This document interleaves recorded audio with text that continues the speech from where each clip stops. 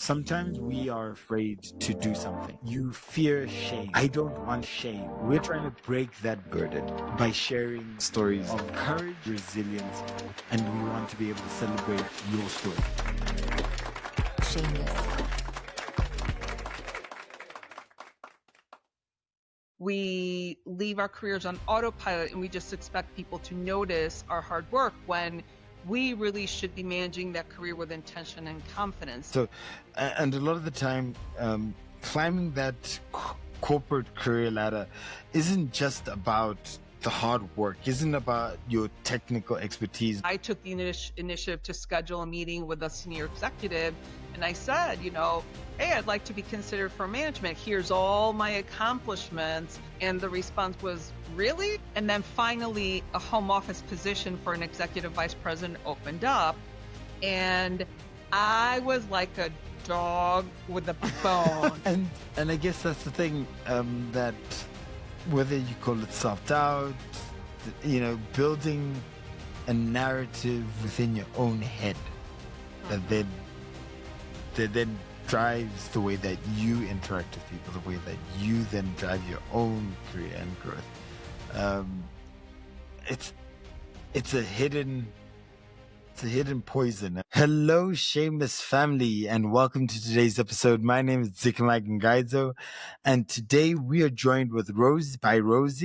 Rosie, thank you so much for joining us. I'm absolutely excited to have you on board. Yeah, I'm so happy to be here, Dzikamai. Thank you so much for the invitation. I can't wait to talk about everything career related for women. And the thing is, what we're going to be talking about is absolutely exciting because it is about breaking the barriers, overcoming blockers to leadership promotions and career growth. And I think, though the episode is going to be focused on women, I think anybody can gain a little bit of something from this.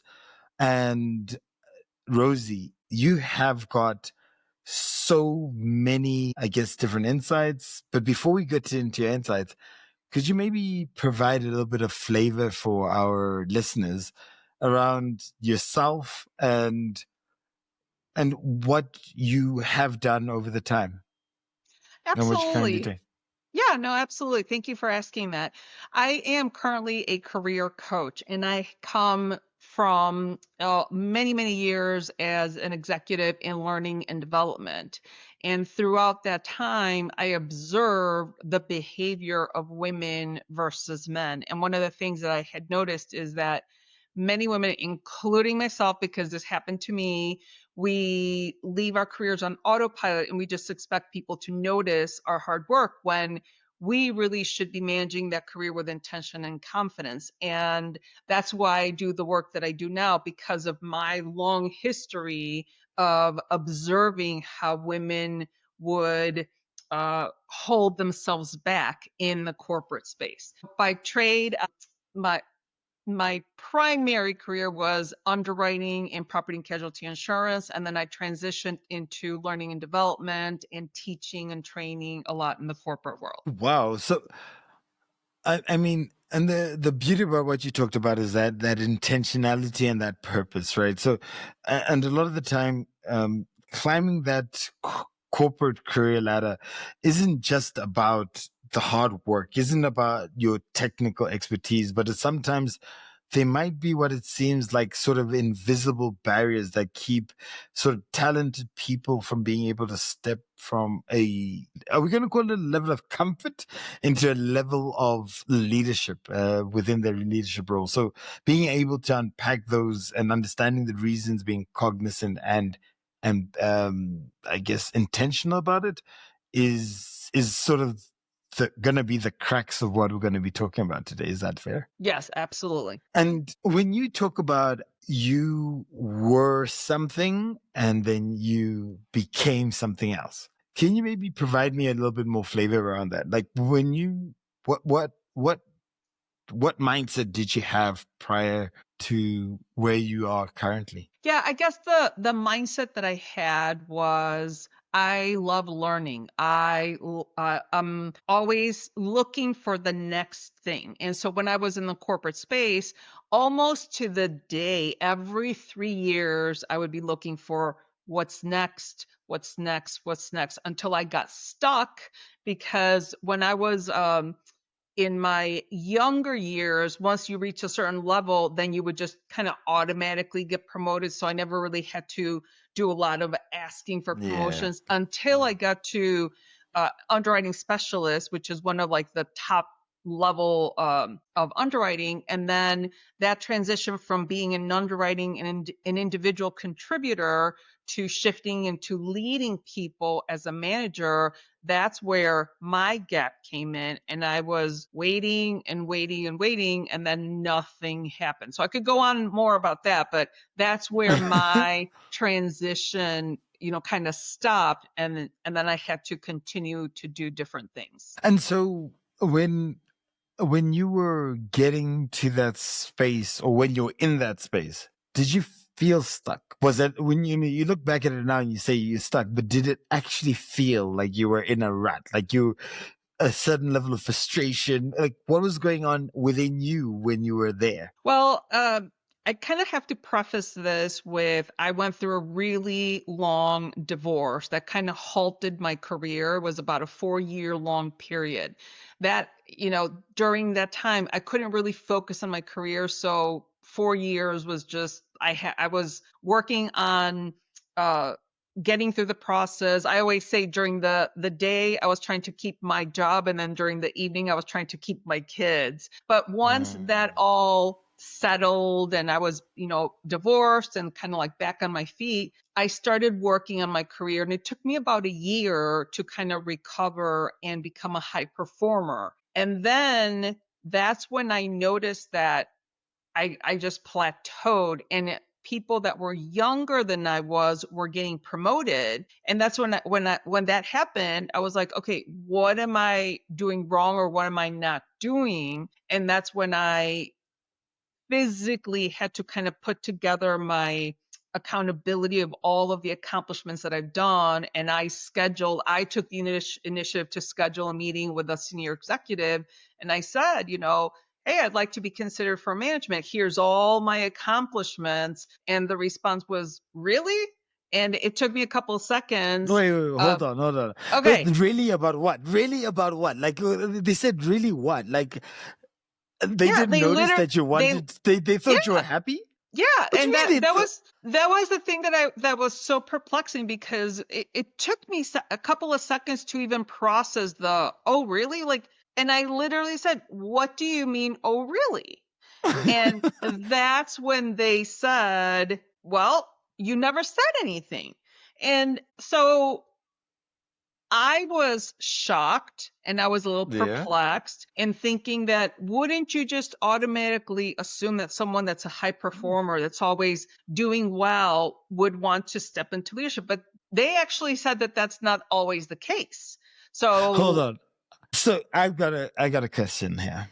When you look back at it, do you still believe that it was quite obvious that you were putting your hand forward? You're putting your hand up for that leadership role? still believe that that they should have at least asked me or inquired. But again, they're busy doing their own thing. And that's kind Mm. of why I do the work that I do, is because the answer is really no. They're not going to notice. It's up to us. It was up to me to bring that forward, to bring my aspirations to light. Okay.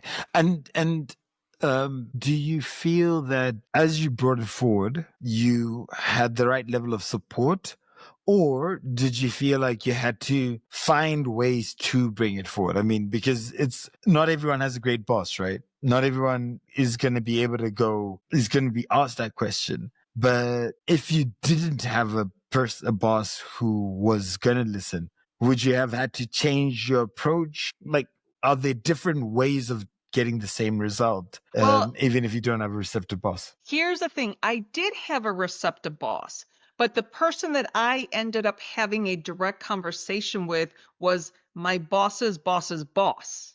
Oh, So wow. it was 3 levels above me, and that's when things started happening. That's when I became visible. And to be honest with you, I don't know. I know my boss knew, And I'm not 100% sure if her boss knew at the time, but I know for sure that this senior executive did not know that I was interested. Once I came forward and I said to him, this is what I want to do, within 6 months, I stepped into that management position. Wow. And then I've got a question then about, and it touches on to why. Why did you not?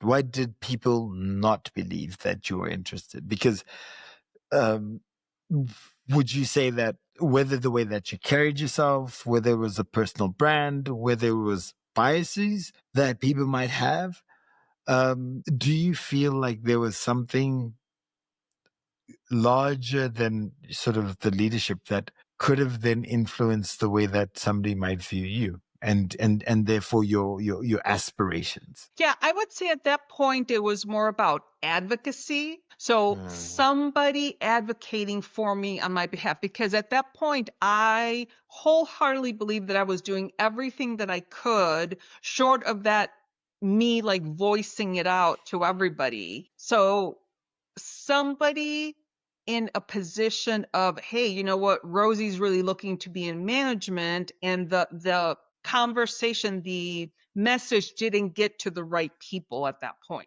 Okay. And then if you were to then say, from a point of confidence or even imposter syndrome, would you say that you felt that you were ready? Or alternatively, after you then stepped into that light, did you feel like you felt like an imposter? Any imposter syndrome? You know, there's always a little bit of imposter syndrome when you're starting a new role, especially when you're going from that individual contributor to a leadership role. There's always going to be that, oh my gosh, you know, I'm a new manager. Are they going to like me, or am I going to do well? But one of the things that I think I did really well was I didn't change anything without asking my team if they thought things would work. So from that perspective, I think I did well. But I also wanted to mention that once I was in that role, and it always takes about a year, you know, to feel well and you know, confident in your role. And then in the lines of that advocacy, when I was finally doing well in my management role, and again, 3 years comes around, I knew that I wanted to do something bigger, but I learned my lesson from the first time. I started campaigning for me. I Ah. started talking to as many senior leaders as I could. I started telling anybody and everybody that would listen to me, saying, you know what? I know I want to do something bigger. I don't know what it is, but I'm interested in continuing to advance. Right around the 5-year mark of me being a manager. So it still took another 2 years of me. And that whole time I'm talking to people and having conversations, preparing myself. And then finally, a home office position for an executive vice president opened up. And I was like a dog with a bone. And it took them about 6 months to like post the position and interview people and stuff like that. And that whole time I was preparing myself. So I had my brother-in-law interview me, my sister interview me. I was doing all the exercises and the what color is my parachute book. I was doing everything. And I like to tell this story because this is the difference. I was one of 10 individuals that were going for this high level job. And out of all 10 of them, there were 4 executives that were interviewing, and I unanimously got the job. But the key point here is I was by no means the smartest, but I was the most prepared. So, And so, that's why I got the job. so you know, the beauty about that is, sometimes because you don't see the opportunity that exists, Mm-hmm. you actually don't prepare for that opportunity, right?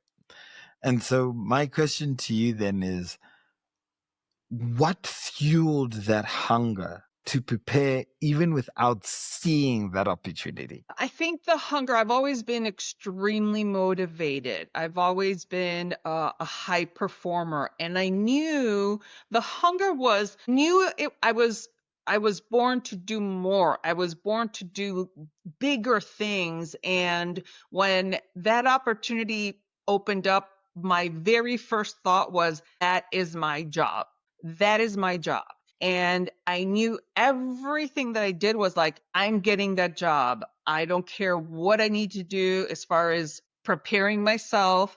And ultimately, I, I visualized, I again did preparation.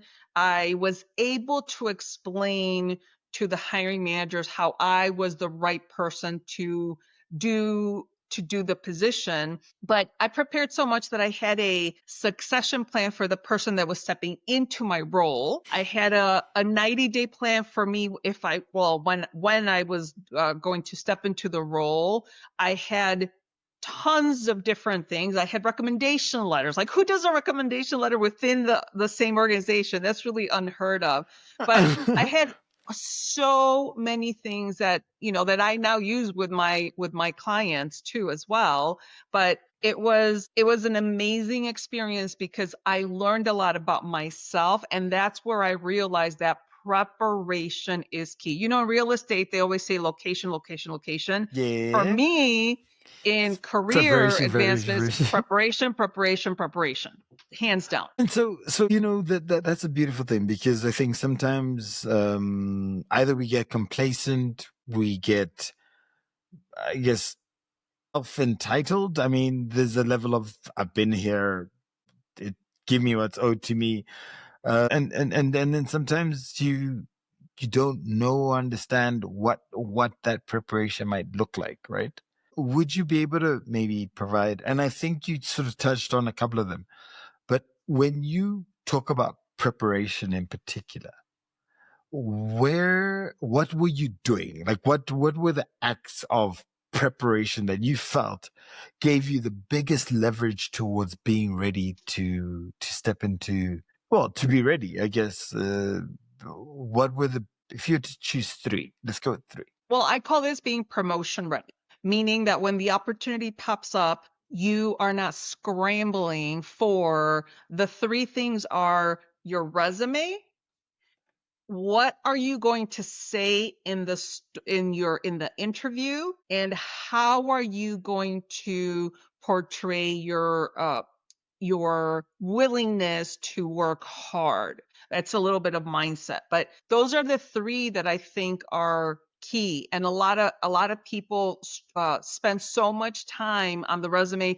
And I always try to say this to as many people as will listen. If you have the funds, hire a resume writer, a professional resume writer, because you shouldn't be spending your time on formatting your resume. The professional resume writer can pull all the magic out and create an amazing document. And what I wholeheartedly believe is that you need to be spending the time on the interview portion. That's what's going to get you the job. So the resume is just a tool, but you can hire somebody to do the resume, but you can't hire anybody to do the To do interview. the interview, Yeah. yeah. So those are the things that I think are critical. And then I want to just maybe touch on the idea of preparation versus confidence, because sometimes, and we had this discussion, right?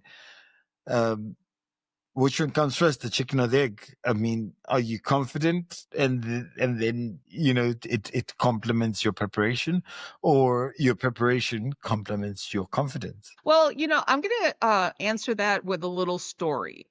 My Okay. husband and I went to Montana last summer, and we went to Glacier Park. So it's a national park, lots of hills, lots of curves. And he had been doing a lot of the driving, and he was really tired one day. So I'm like, you know what? Let me drive. It was a 2 hour, 2 hours where we were going. And so he fell asleep, and I'm driving, and there's curves and there's hills, and like I felt like I was going to kind of fall off the hill. But so I was what I call white knuckling it. So you're holding onto the steering wheel so tight that your knuckles are white. And so we got to where we were going safely. And then he woke up and we were just kind of chatting. And I was like, so are you concerned about like driving in these curves? And he's like, no. I was like, so you don't even think about it. He's like, no. He's like, why are you asking me this? I was like, so you're 100% confident driving those curves. And he's like, yeah, like what are you talking about? And that's a little bit to answer your question, that he was so confident in driving those roads, never even thought about it. Whereas here I am following the speed limit, being careful on the curves, white knuckling it, and I was concerned the whole time. And so it really, to answer your question, it really depends on the person, because some people, and I'm gonna be a little biased here, but primarily men are socialized in the race to be confident, so they don't even think about it. They just say, I can do the job, no thought. Whereas we women are more, can I do the job? Is it the right fit? How is it going to affect my family? You know, the whole thing. So it really depends on the personality, but I can guarantee that if you start with the preparation, the confidence naturally comes. And so maybe if we were to hone in on the women, Mhm. um, when you say that they that preparation supports that build towards getting confidence, do you feel that it's within everybody's capability to then to build confidence? Because I think there's some people who go, that's not for me. I mean, Mhm.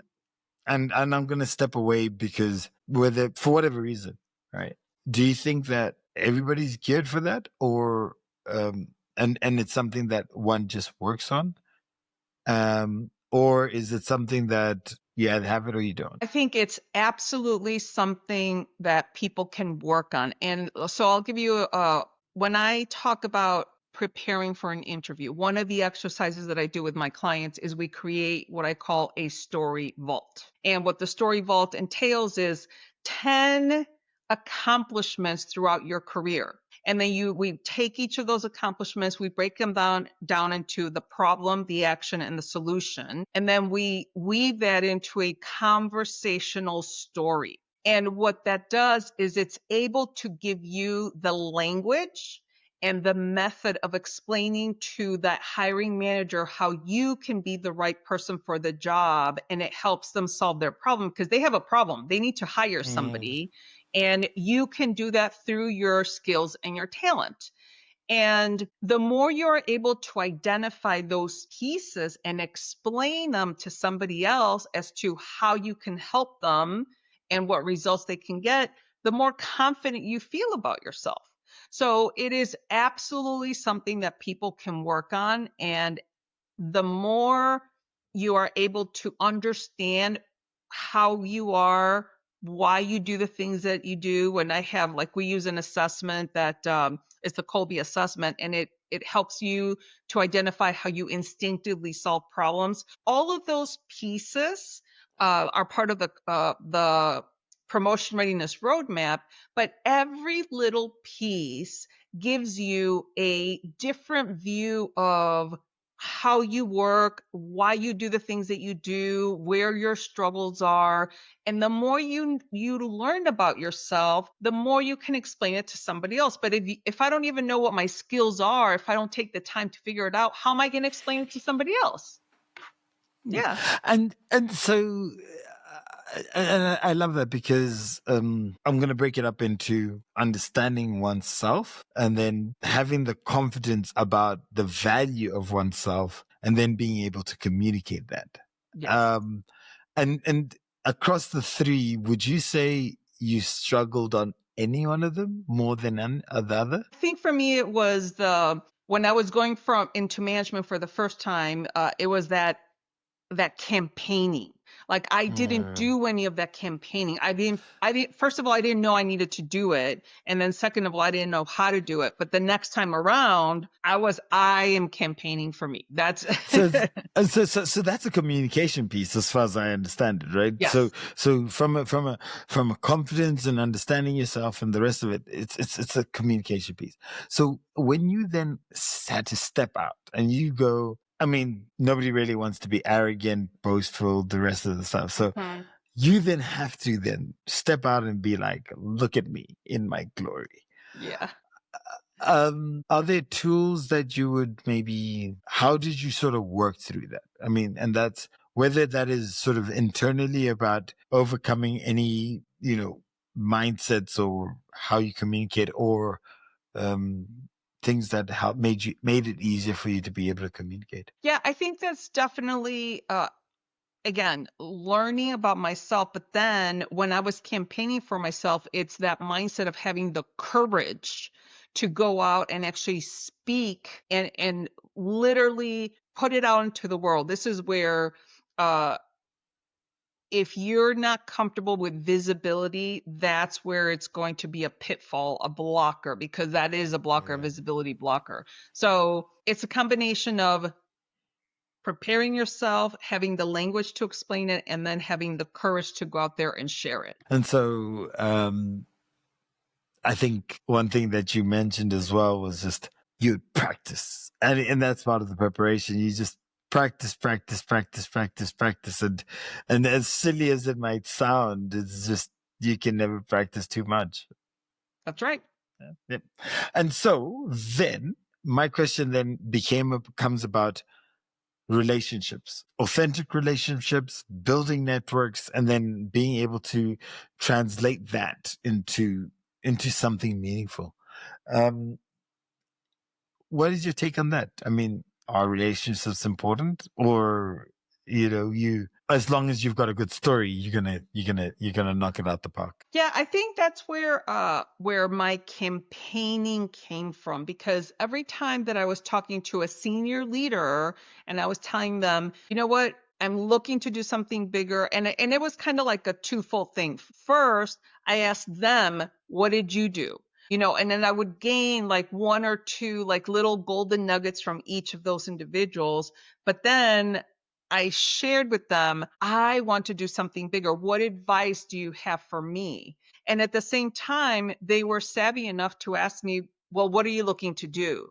They would more than most of them actually said, if I hear of anything, you have my support. So I was building those relationships and getting their backing. So they in turn became advocates for me, which I didn't have the first time around when I was going into leadership. And that's what I did really well the second time around to step into a VP position. And then, but then, I mean, to have a conversation like that and to then make that sort of impression, surely you yourself have to be very intentional and very clear about what you want to do, what you want to achieve, where you're trying to get to. And so, how did you navigate that? Like, I mean, did you just know that this is where I want to be and how I'm going to do it? I didn't know at the time, because this is about 3 years into my management position, and it still took me another couple of years for that job opening to pop up and things like that. So I didn't necessarily know that I was going for a home office position at that time. But what I did say is, I know I'm meant for more. I know I want to do something bigger. I don't know what that is, but I'm exploring and I'm talking to people. So it was that curiosity. That's where That I was at, like curiosity. Mm. curiosity of what's possible at that point. And then, obviously, in a space like that, there must be politics, office drama, office dynamics, right?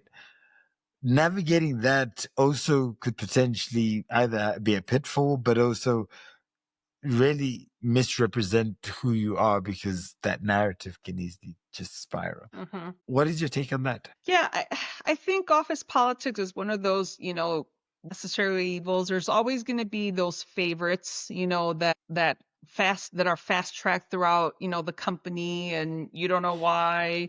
There's always going to be those biases. So it comes to biases. Like, people have their own biases, and they either like you or they don't like you, and you may not have a reason, you may not have offended them, but you just rub somebody the wrong way, and you just have to.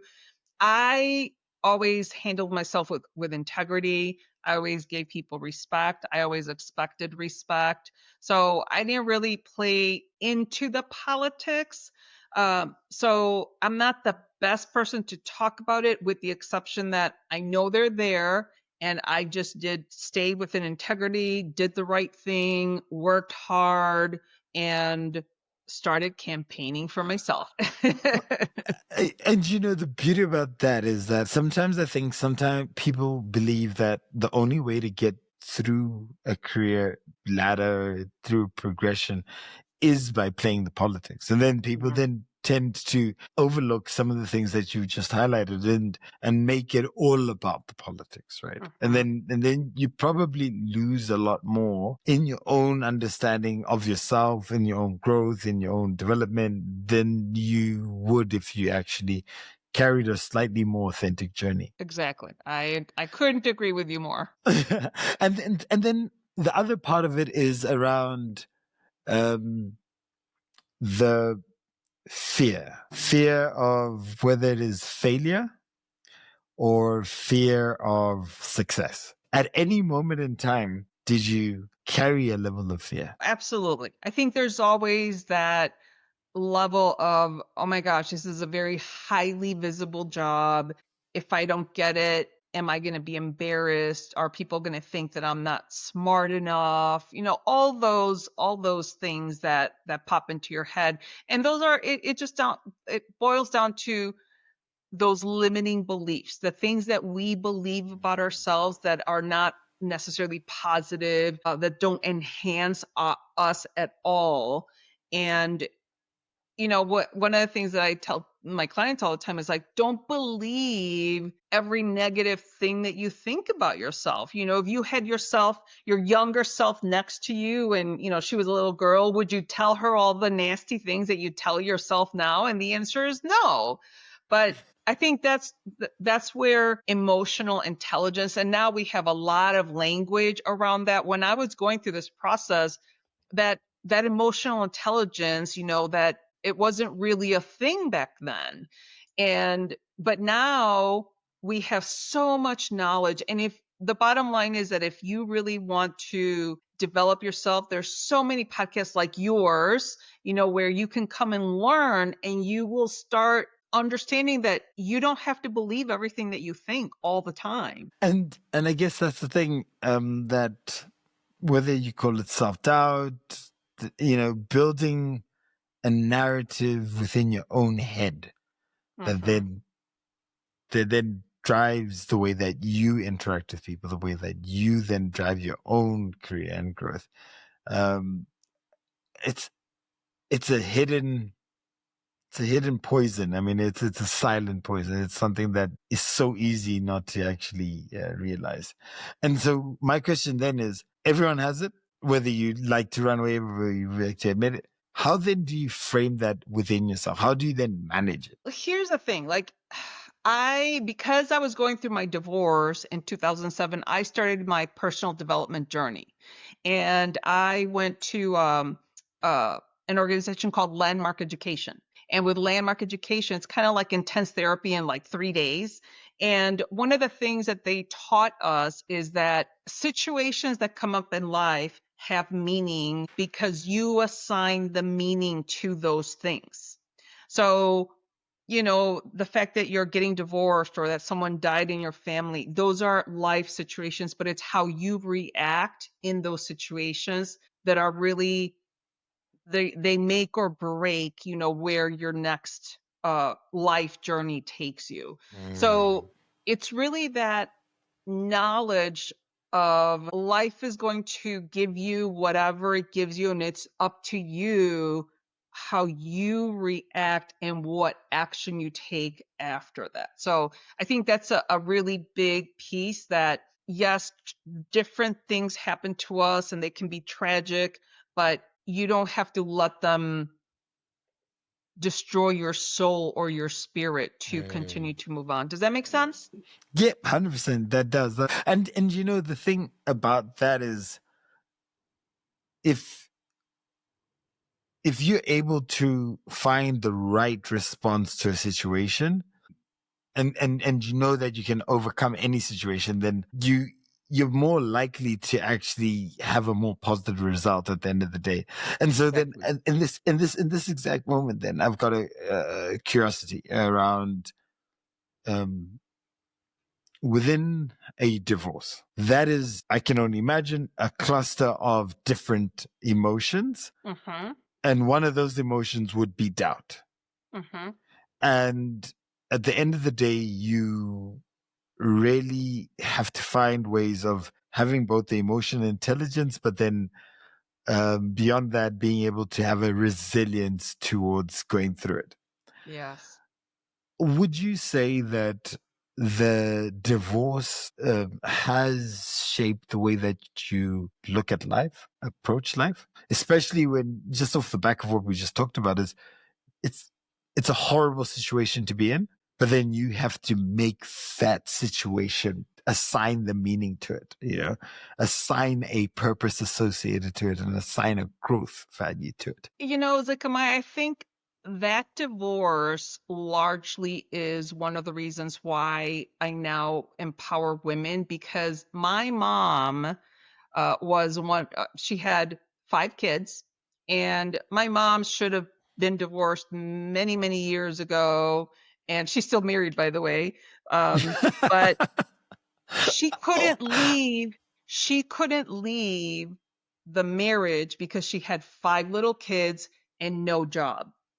Yeah. And even now, I'm like, Mom, why didn't you leave? But that's what she said, because I had no job. So she instilled in me to have a Yeah. career, to have, if she always said, if anything ever happens, that you are going to be okay with your kids. And that's exactly what happened.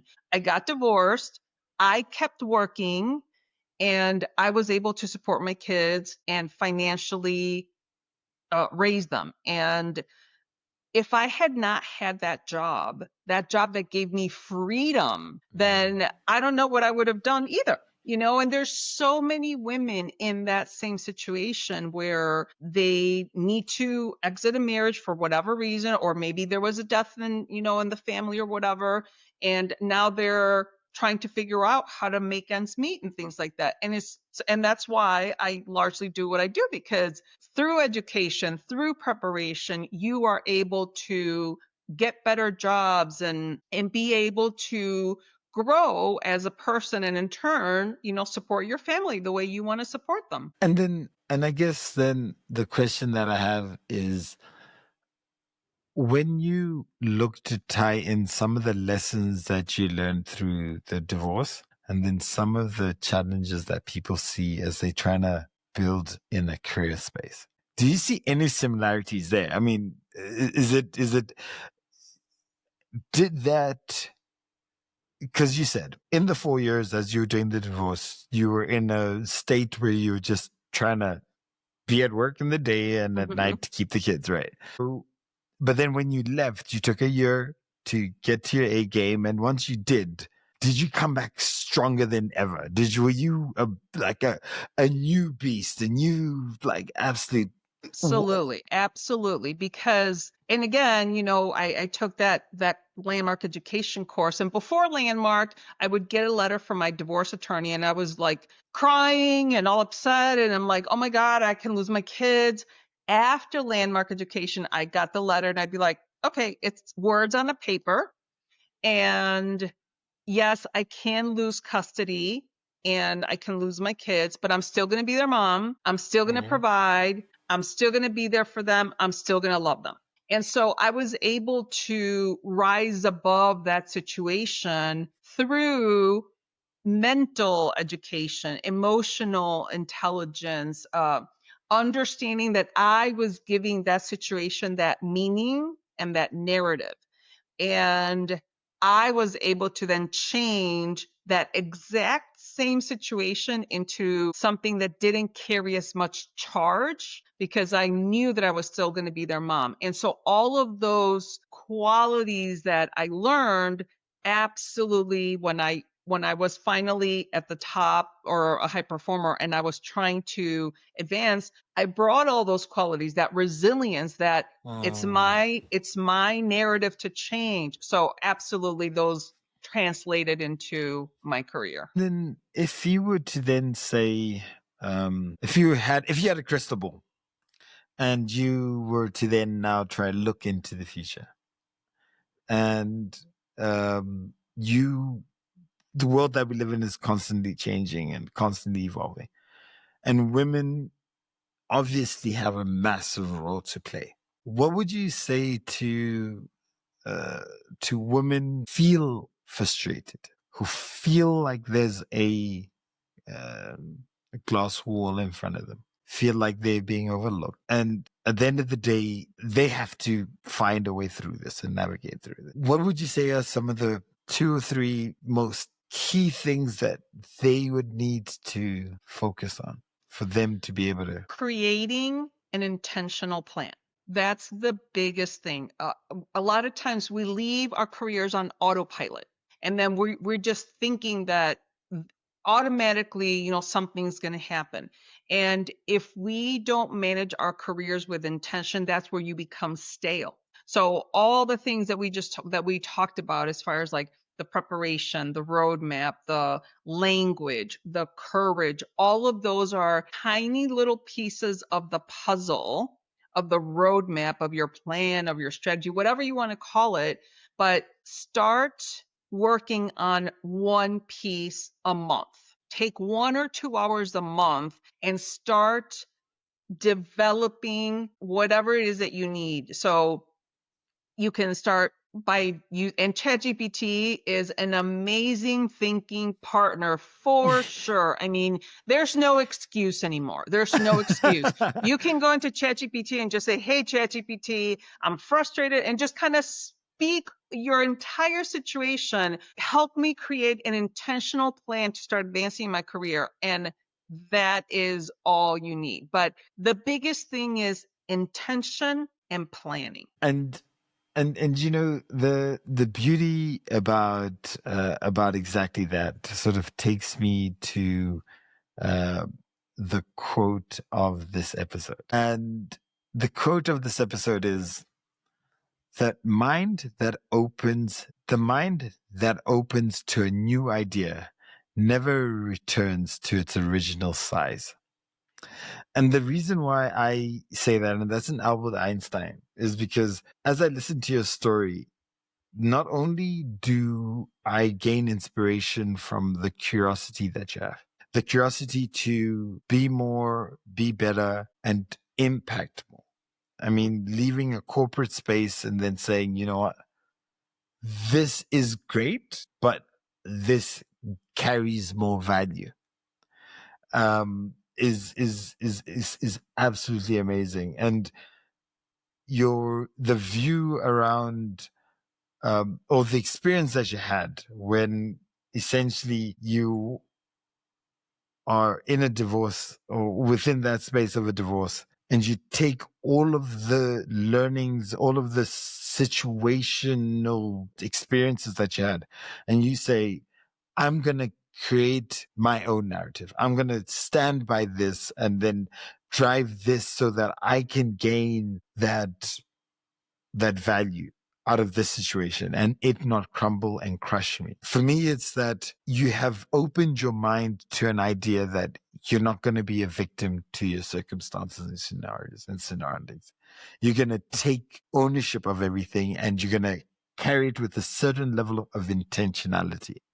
And whether that is through the sort of story revolt that you talked about, where people have to break down the problems, action, solutions.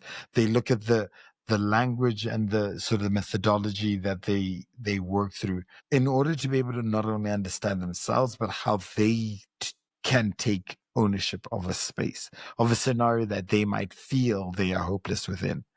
And at times we feel like we don't have, whether it's the tools, whether and we feel like a bit of an imposter. I think what you have shared is a story around being able to rise in a situation and then creating that intentionality within a plan, that preparation will always overcome any situation that you get involved in. And for me, I take a lot of courage through the conversation that we just had. But over and beyond that, I think obviously a large part of it is your experience as a woman within a space. But even as myself, I take a few elements of what you've talked about, and I know that there's value within that. So the value of your message not only resonates to women as the base of what you're talking about, but there are elements of it that even I can resonate with, and probably add more value to where I'm trying to be and where I'm trying to grow. And hopefully that also resonates to a lot of our listeners and our viewers as well. And I guess at this point, I'm going to ask anybody who's listening, anybody who found this interesting, I'm going to ask two things. The first thing is, if you found it interesting, I'm very curious to understand what you found interesting. And if you just put it right here as a comment, what you found interesting and why you find it interesting. We'd really love to start and continue this conversation even further with some of our listeners. But then the secondly is about a challenge. I mean, it's a challenge to anybody who's listened to this and who's found it interesting. It's about that one per month. What is that one thing per month that you're going to do, either to prepare better, to have a better and more clear roadmap, or to build that courage and understanding of yourself so that you can write your own narrative in any situation that you find yourself in? And Rosie, I don't know if you've got anything further that you might want to add as a parting comment. Yeah, the only other thing that I would say is have compassion with yourself. Be patient with yourself and then invest the time. So that is all. And thank you so much, Dzikamai. Oh my word, have compassion and patience is such a difficult thing. I just feel like this is another episode just loading right here. But Rosie, I really appreciate you taking the time today. It was so much fun. Not only I do believe that a lot of people would have gained. I think the journey that you're on and the impact that you're making is truly appreciated. Thank you. Have a great day. This podcast is brought to you by Transformation Leader. You can follow us at www.t4leader.com.